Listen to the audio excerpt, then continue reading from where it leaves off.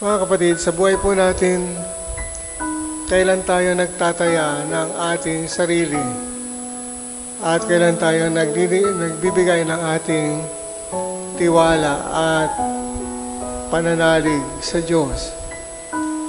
Sa mga pagkakataon na tayo ay humaharap sa mga pagsubok, sa mga pagkakataon na tayo ay mayroong mga problema, sa mga pagkakataon na tayo ay mayroong karamdaman, sa mga pagkakataon na tayo ay nahihirapan at nabibigatan sa ating buhay, sinasabi natin nagtitiwala tayo at sumasampalataya tayo sa Diyos. Sa panahon ito ay tinataya natin ang ating sarili at ibinibigay natin ang lubos na tiwala natin sa Diyos. O kaya dito natin makikita yung lakas ng ating pananalig at pananampalataya.